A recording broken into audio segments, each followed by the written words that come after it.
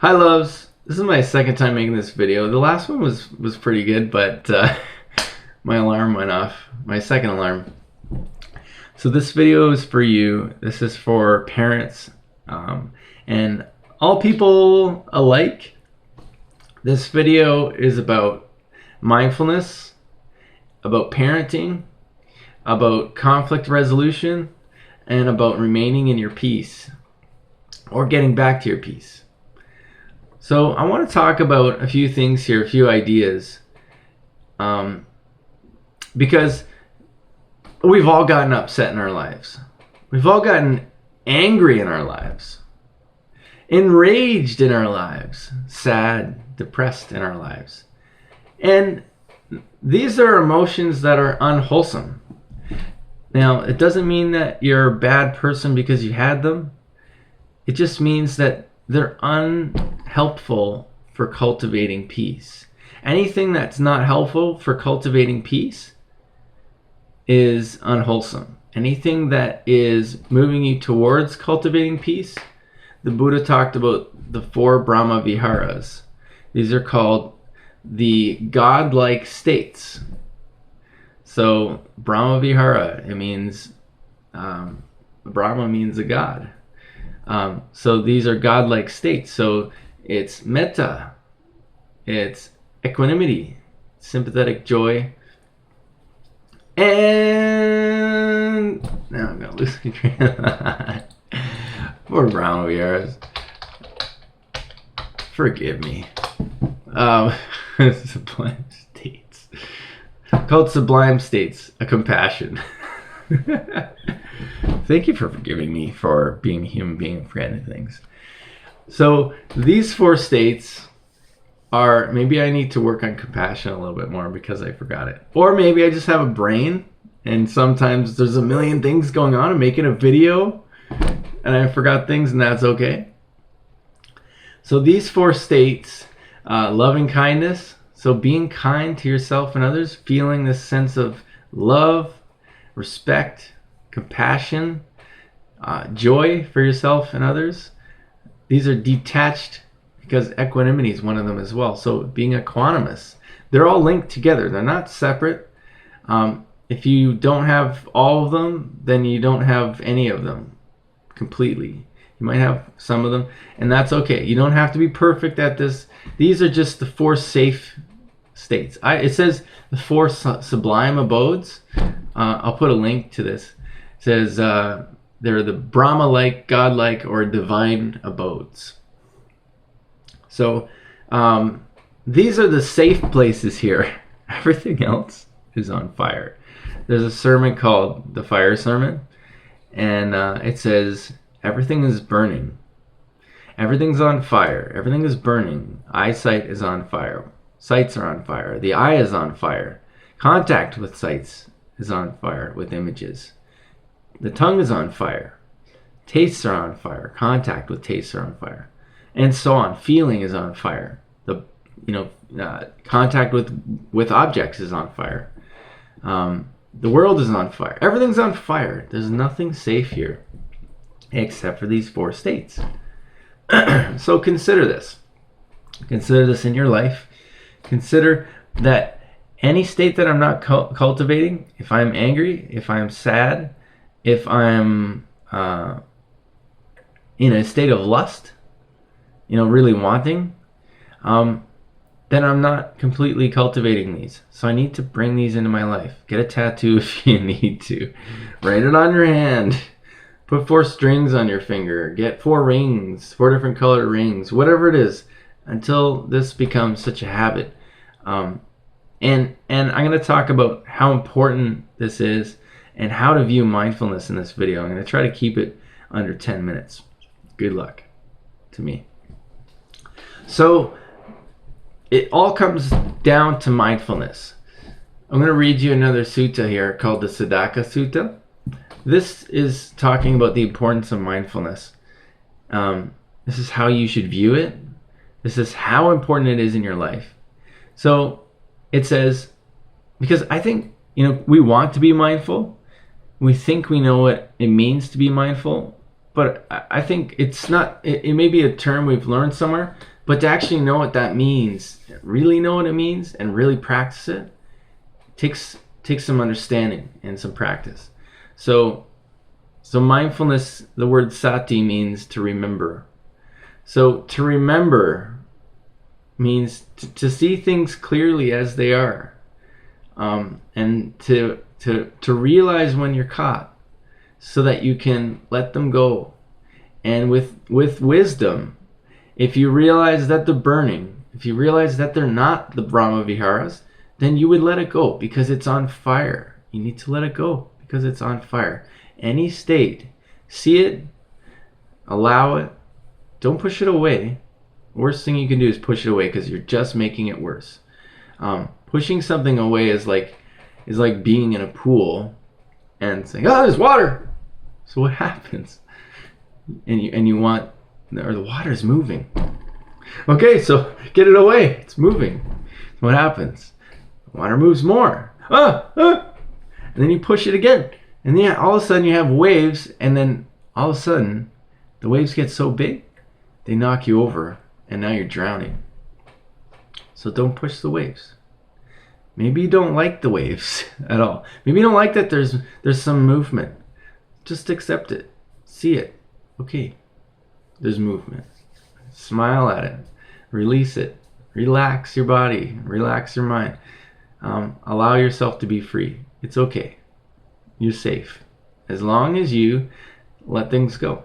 The more you become agitated, the more you're going to move these waves, the more they're going to generate bigger waves, and the more it's going to agitate you and move you off your balance, so you can't even stand up. You're drowning now. You've been knocked over in the pool. Now you're just flailing for your life, trying to survive.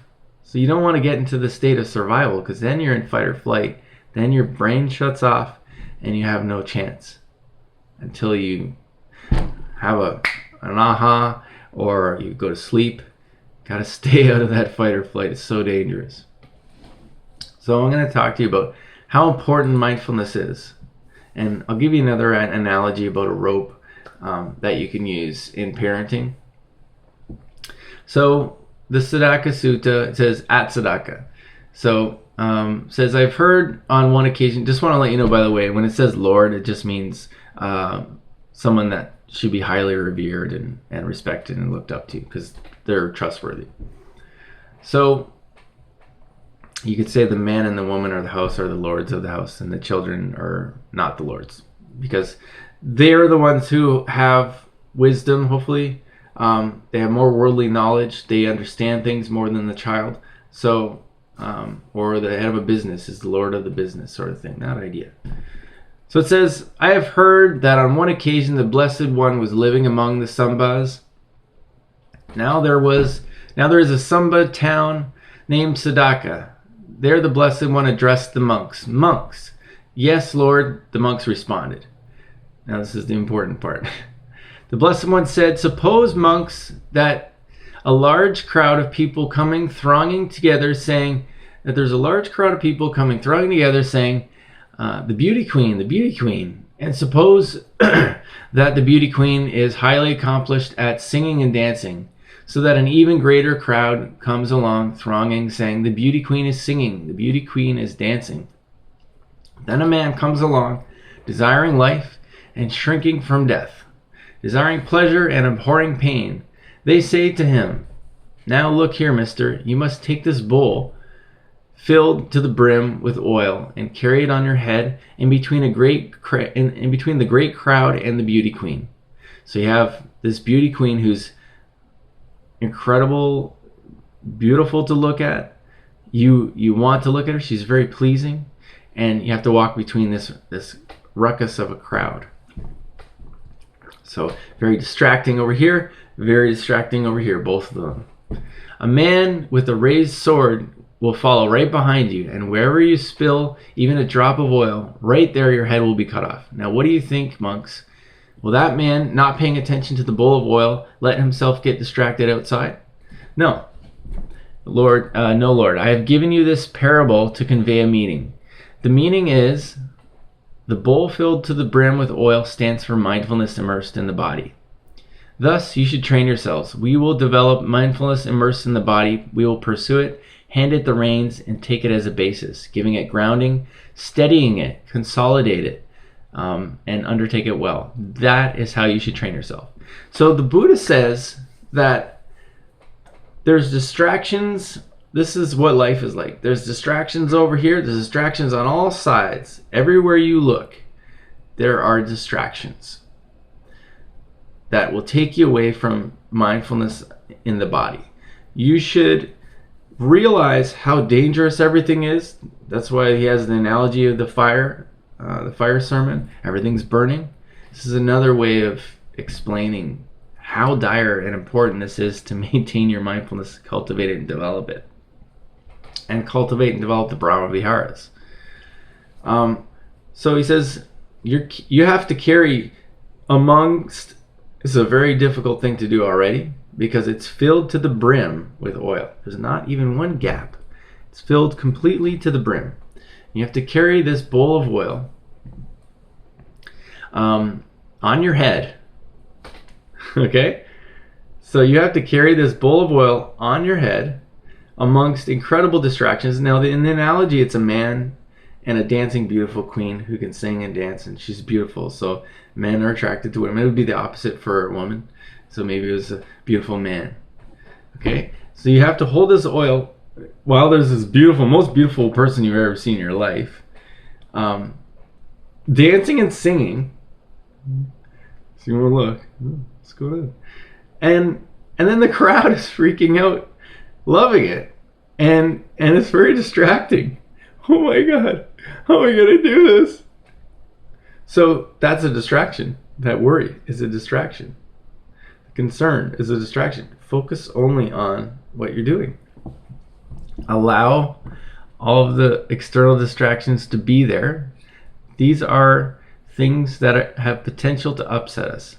So it's our partner yelling at us. It's our child yelling at us. It's our boss telling us to do something that we don't want to. It's our mom telling us to do something. Our dad telling us to do something we don't want to do.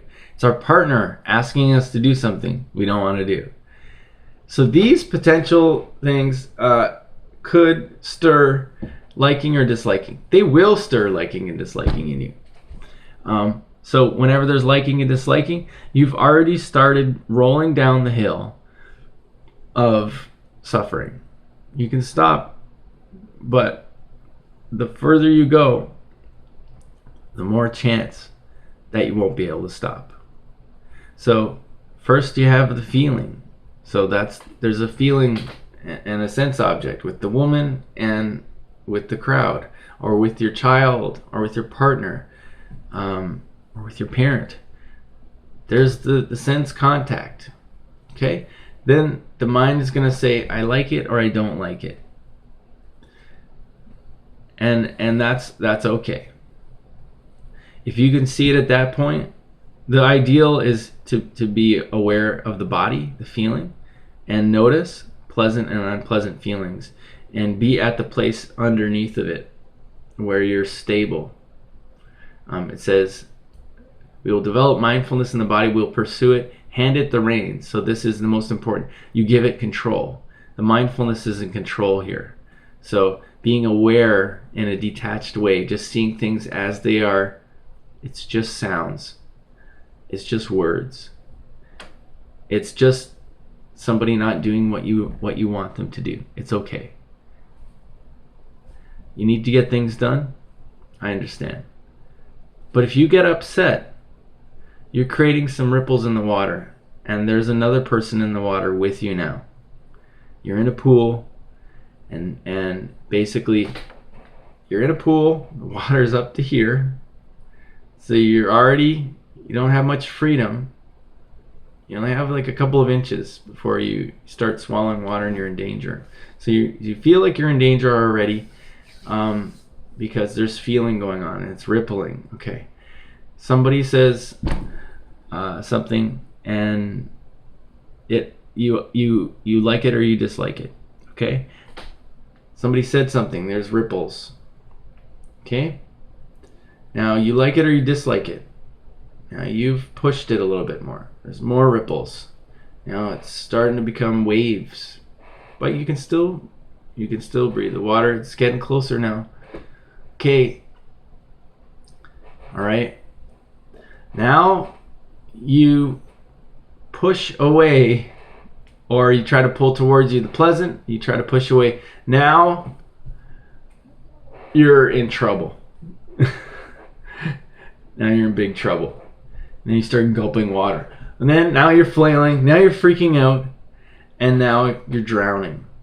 But you're not only drowning yourself, you, by reacting to these ripples, are causing others to drown also. So you're creating more ripples for them. Now they have likes and dislikes as well. So the chance of them wanting to push it away or pull it based on liking and disliking, which is all just connections in the brain, it's not personal, is very high. It's a very high chance that they're going to have liking and disliking, so you're going to be fueling each other. Now eventually you're both drowning, you're freaking out, now you're dead. It's life and death. Chops your head off if you drop 1 ounce of this oil. So you're balancing this on the top of your head. It's very important. There's distractions everywhere. The mind itself is a distraction if it has any content in it. So you have to watch it as though it's life and death, because otherwise you're going to get killed or you're going to drown in the pool. Realize how important this is. There are others here with you. There are people that depend on you. There are others in the pool trying to have a good time, trying to be peaceful, but as soon as you get agitated, you gotta let it go. Okay, it's agitation. Agitation. See it. Okay, agitation in the mind. Let it go. That's all it is. It's not personal. It's not because of them. It's not, don't be offended from what somebody said. It's hard sometimes, but they're just words. We have to come back to that basic place, realizing they're just words. You're talking to somebody. If they're saying something mean to you, there's delusion in their mind. As soon as you take it personally, there's delusion in your mind. So you're both upset, you're both off balance, and you're trying to communicate, but you're off balance. So what happens? If there's 2 people, consider it like this. 2 people, there's a railroad track, and if you're in a relationship, there's a certain extent that you have to work together.